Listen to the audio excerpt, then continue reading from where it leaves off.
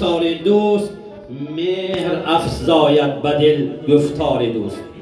چهرهش زیبا کند هر محفل، دیده را رفشان کند دیدار دوست. گر به گردنها برد بالا مرا، این همه افسانه و افگار دوست. زنده باشی دوست، زنده باشی دوست، تا این زندگی است معنی هستی بود آثار دوست. دوستان عزیز خوش آمدید. دیروز حافظ خوش آواز ما، دوست مهربان ما واجب جان صابرов از پینجکن سمرقند، از سمرقند به زادروز برادر ما پریده آمدن به خاطری که ما این دوستا خاطر رشته دوستی بسیار دوست مهربان خیش هستیم. به همین حرمت ملامیر شویف همین کس دینه شرمت و پریده آمدن، ما همین آدم ها پیشواز گرفتیم. واجب جان عزیز قدمات نوری دیده تا سر، در ضمیر ما به غیر از دوست نمی گنجد کس. هر دو عالم را به دشمن ده که ما را دوست بس. قدماتون بالای دیده سلامت باشید.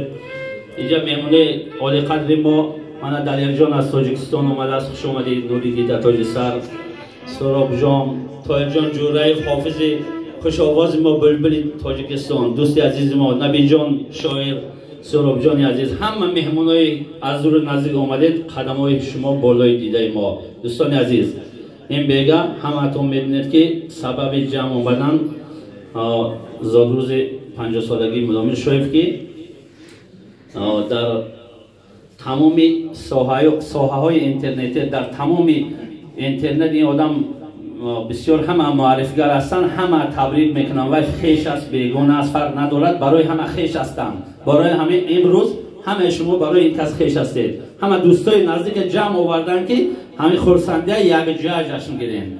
برای بار دیگر خوش اومدید دوستان عزیز. واجب جان عزیز آواز تو را تعب دل ما بادا، آواز تو در دیده و دل ها بادا. آواز تو گر خسته شود خسته شویم، آواز تو آواز دنیا بادا. سخن به مطربا امشب شب بزم سرود، فقط سرود زیاد می شود، صحبت کمتر، فقط سرود، برای اینکه مردم تشنه سرود است. دوستان عزیز مهمونایی که اومدید همتون خوش اومدید. نان شکنید مرحمت. نوشی جان سخن واجب جان عزیز با مرحمت. اکای صلای دین خوش اومدید. سلامت باشید.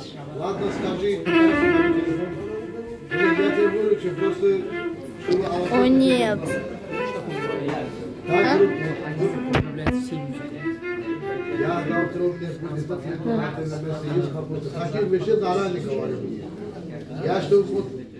Не, как я понимаю, у меня потом будут руки всю ночь болеть. А?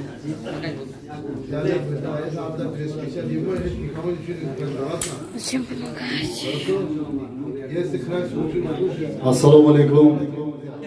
دوستان عزیز، برادران، من اکاها، اینجا دوستان، رفیقا، استوزا اینجا. راستی گپ که امروز یکی از روزهای خوشترین، روزهای نیکترین بهر ما که امروز برادر دوست اکای ما، اکای ملامیر شویف زادروز دارن، به سن 50 سالگی قدم ماندن. همه اکای ملامیر من از درگاه پروردگار خداوند آرزو میکنم که چند 50 سالهای دیگه عمر بینن ما همین گرد دسترخوان همه آدم به جمع آمدن نشینیم. میگم از نام اکای ملامیر من امشب برای شما خدمت میکنیم که از تاجیکستان من سرودای نو آوریم برای شما تا که خاطر شما بولیده گردونیم.